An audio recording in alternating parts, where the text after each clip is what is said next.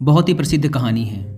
आज से लगभग 1500 साल पहले भारत में एक बौद्ध भिक्षु रहा करते थे। उनका नाम था बोधिधर्मा।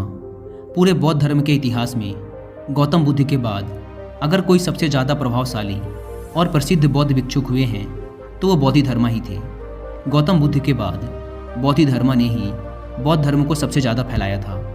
वो बोधिधर्मा ही थे जो बौद्ध धर्म को भारत से चीन ले गए थे, जो बाद में जैन बुद्धिज्म के नाम से प्रसिद्ध हुआ और फिर ये चाइना से होता हुआ जापान, कोरिया और दक्षिण पूर्व एशिया के कई देशों में फैल गया।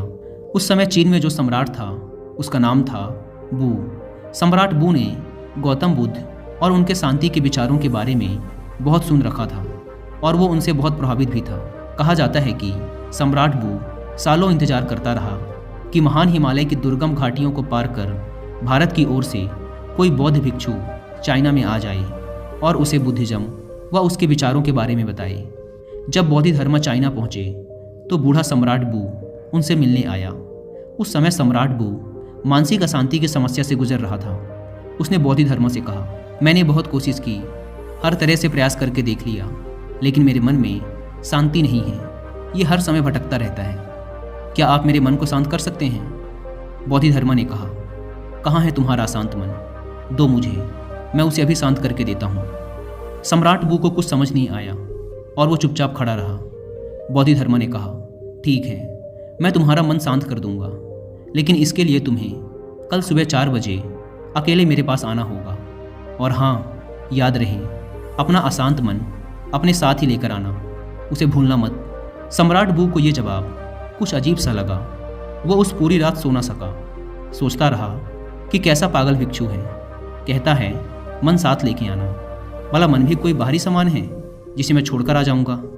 उसने कई बार निश्चय किया कि जाने का कोई मतलब नहीं, इंसान पागल मालूम पड़ता है, लेकिन उसके पास और कोई दूसरा रास्ता भी नहीं था। इसलिए उसने निश्चय किया कि वो एक बार उस भिक्षु के पास जरूर जाएगा। अगली सुबह 4 बजे सम्राट बू बोधिधर्मा के पास पहुंच जाता है। बोधिधर्मा आंखें बंद करके ध्यान में बैठे हुए थे। सम्राट के आने की आहट पाकर बोधिधर्मा अपनी आंखें खोलते हैं और सम्राट बू से कहते हैं, तो तुम आ गए? लाओ अब जल्दी से अपना अशांत मन मुझे दे दो, मैं उसे शांत करके तुम्हें वापस देता हूँ। सम्राट बू ने कहा, ये आप कैसी बातें कर रहे हैं? क्या मन भी कोई वस्तु है जिसे मैं आपको दे दूँ? ये तो मेरे अंदर है, मेरे सिर की हड्डियों के अंदर है। बोधिधर्मा ने कहा, तो इससे एक बात तो साफ है कि तुम्हारा मन तुम्हारे ही अंदर है। सम्राट ने कहा, हाँ, मेरा मन मेरे ही अंदर है। बोधिधर्मा ने कहा, तब फिर तुम अपनी आंखें बंद करके बैठ जाओ और अपने उस अशांत मन को अपने भीतर खोजो। जैसे ही तुम्हें तुम्हारा अशांत मन मिल जाए मुझे बताना, मैं उसे शांत कर दूंगा।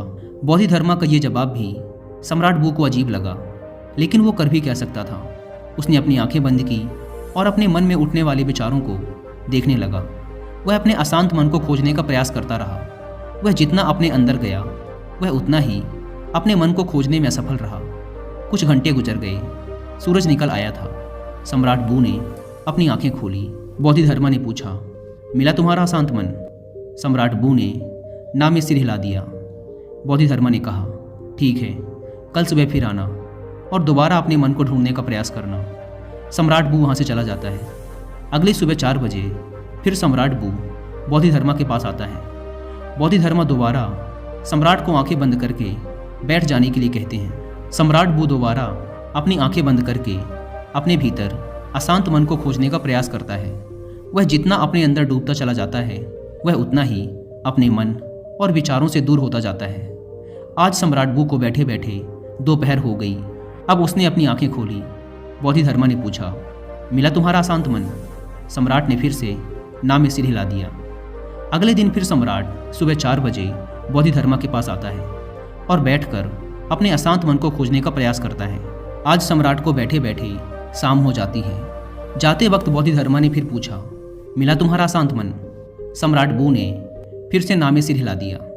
बोधिधर्मा ने कहा, ठीक है, कल सुबह फिर आना। आज सम्राट बू सुबह 3 बजे ही आ जाता है और बैठकर अशांत मन को अपने भीतर खोजने लगता है। पूरा दिन गुजर जाता है, पूरी रात गुजर जाती है, लेकिन सम्राट बू अपनी आंखें बंद किए अपने अशांत मन को खोजता रहता है। बोधिधर्मा भी सम्राट बू के पास ही बैठ जाते हैं। वह जितना अपने अंदर उतरता गया वह उतना ही अपने मन को खोजने में असफल रहा। वह समझ चुका था कि अंदर मन जैसा कुछ भी नहीं है।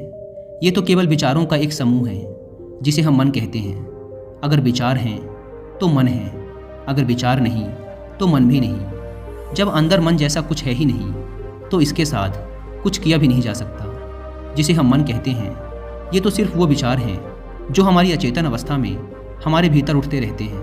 अगर हम अपनी चेतना में आ जाएं और जागरूक होकर जीने लगें तो यहाँ विचार जैसा कुछ नहीं रह जाता, और जब विचार नहीं तो मन भी नहीं। अब वो समझ चुका था कि बोधिधर्मा उससे बार बार ये क्यों कह रहे थे कि अपना मन मुझे दो, क्योंकि वो जानते थे कि मन जैसा कुछ नहीं होता। सम्राट बू ने अपनी आंखें खोली। बोधिधर्मा ने पूछा, मिला तुम्हारा अशांत मन? सम्राट ने कहा, अशांत मन तो नहीं मिला, लेकिन वो शांति जरूर मिल गई जिसकी मुझे तलाश थी। मैंने जब तक मन की तलाश नहीं की थी तब तक मैं बहुत परेशान रहता था, लेकिन जब मैंने तलाश की तब पाया कि मन जैसा कुछ नहीं होता। बोधिधर्मा ने कहा, जब भी तुम्हें अशांति महसूस हो तब आंखें बंद करके बैठ जाओ और अपने अंदर देखो कि ये अशांति कहाँ है, और तुम्हें तुम्हारे अंदर कोई अशांति नहीं मिलेगी।